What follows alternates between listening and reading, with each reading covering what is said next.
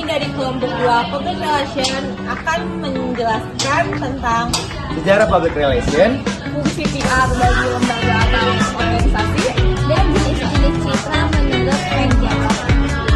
sebelumnya kami akan memperkenalkan diri dulu. Perkenalkan, nama saya Desta Putra Kurniawan. saya Nela Agustina, Saya Priyanka Fatmasari. saya Aprena Nur Alia, saya Indriana Tunggadewi. Selamat menyaksikan. Di sini saya akan menjelaskan tentang sejarah hubungan masyarakat atau public relation. Jadi, public relation dibagi menjadi 5 bagian. Yang pertama ada zaman kuno. Penguasa di peradaban kuno seperti di Mesir atau Romawi menggunakan cerita atau propaganda untuk membangun citra positif dan memperkuat kekuasaan mereka. Lalu yang kedua ada era komunikasi massa, yaitu berada di abad ke-18 sampai abad ke-19. Penemuan mesin cetak memungkinkan informasi disebarkan lebih luas melalui surat kabar dan pamflet. Lalu yang ketiga ada era profesional. Jadi PR mulai diakui sebagai profesional resmi di Amerika Serikat melalui V. Ledbetter-Lee, lulusan Universitas Princeton pada tahun 1899. Awalnya bekerja sebagai jurnalis sebelum beralih ke humas pada tahun 1904. Ia memperkenalkan Declaration of Principles pada tahun 1906, sebuah pedoman yang menekankan pentingnya kejujuran dan keterbukaan saat berkomunikasi dengan media dan juga publik. Lalu yang keempat ada era globalisasi. Setelah perang, konsep humas menyebar ke Eropa dan Asia melalui program-program pemulihan pasca perang. Lalu yang kelima, yang terakhir ada era digitalisasi atau media sosial.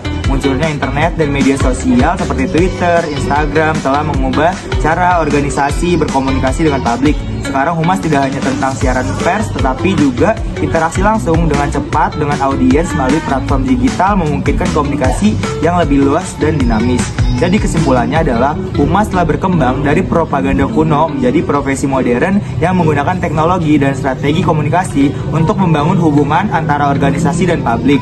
Dari zaman mesin cetak hingga media sosial, humas terus beradaptasi dan juga berkembang dengan perubahan zaman. Dengan tokoh seperti V. Ledbetter-Lee dan organisasi seperti IPRA memainkan peran penting dalam perkembangannya. Peran citra bagi PR dalam organisasi maupun lembaga.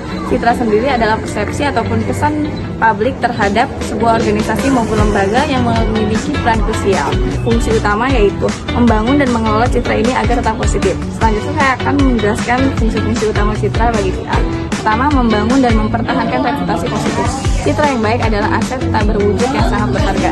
Citra ini menciptakan kepercayaan dan kredibilitas yang penting untuk membangun loyalitas dari berbagai pihak, baik itu pelanggan, karyawan, maupun mitra bisnis. PR menggunakan komunikasi strategis untuk memastikan semua informasi yang disebarkan konsisten dengan apa yang ingin dibangun. Yang kedua, meningkatkan kredibilitas dan kepercayaan publik. Organisasi dengan citra yang kuat dan positif akan dianggap lebih kredibel. Ketika publik percaya bahwa suatu lembaga itu jujur, bertanggung jawab, dan memiliki niat baik, mereka lebih cenderung untuk bekerja sama, membeli produk, maupun mendukung program yang dijalankan. PR berperan sebagai jembatan yang membangun kepercayaan ini melalui komunikasi yang transparan dan akurat. Yang ketiga yaitu mendorong hubungan baik dengan publik. Citra yang baik mempermudah PR untuk membina hubungan yang harmonis. Dalam hal ini ada dua pihak, yaitu internal dan eksternal. Internal, citra positif di kalangan karyawan meningkatkan moral, loyalitas, dan motivasi.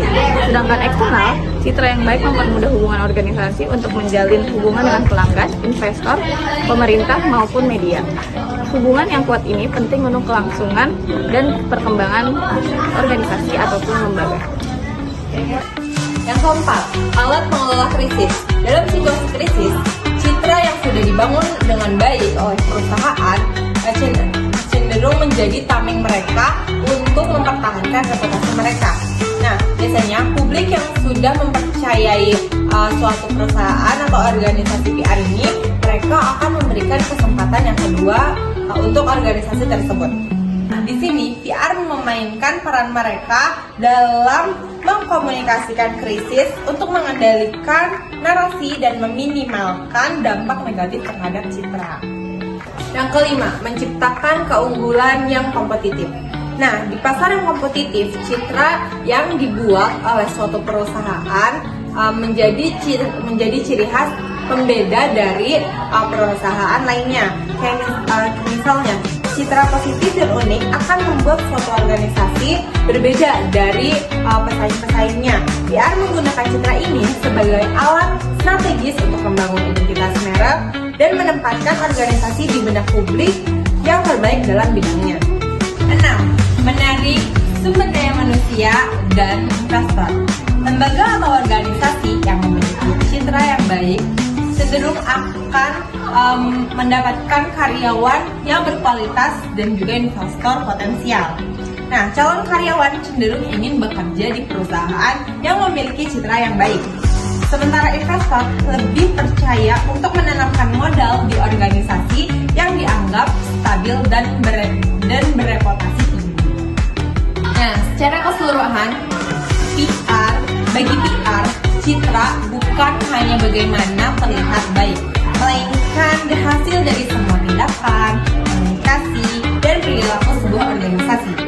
PR adalah fungsi manajemen secara proaktif, membentuk, mengelola, dan melindungi citra tersebut demi mencapai tujuan organisasi secara keseluruhan.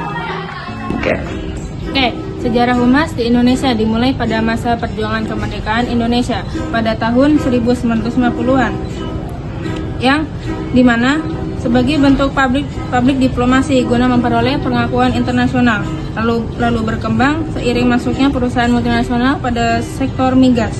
Lalu pada 1962 ada pembentukan divisi humas pada instansi pemerintahan. Lalu pada tahun 1967 didirikannya Badan Koordinasi Kehumasan atau Bakohumas. Lalu pada tahun 1972 didirikannya Perhumas atau Perhimpunan Hubungan Masyarakat Indonesia. Dalam buku yang berjudul Essential of Public Relation yang diterbitkan pertama kali pada tahun 1988 mengelompokkan 4 jenis citra. Yang pertama, the mirror image atau cerminan citra, merupakan cara perusahaan menampilkan citra organisasi tersebut dapat dilihat oleh khalayak eksternal. Yang kedua, the current image atau gambaran saat ini, merupakan citra terkini organisasi atau perusahaan yang sedang mencuat di publik. Yang ketiga, the wish image atau citra yang diinginkan, merupakan citra yang diharapkan dan dicita-citakan oleh organisasi. Citra ini dapat diimplementasikan untuk sesuatu hal yang baru seperti misalnya produk sebelum publik memperoleh informasinya secara lengkap. Dan yang terakhir, the multiple image atau citra berganda, merupakan sejumlah citra dari individu, kantor cabang atau perwakilan perusahaan yang dapat membentuk citra tertentu dari sebuah organisasi. Sekian dari kami. Wassalamualaikum Waalaikumsalam warahmatullahi wabarakatuh.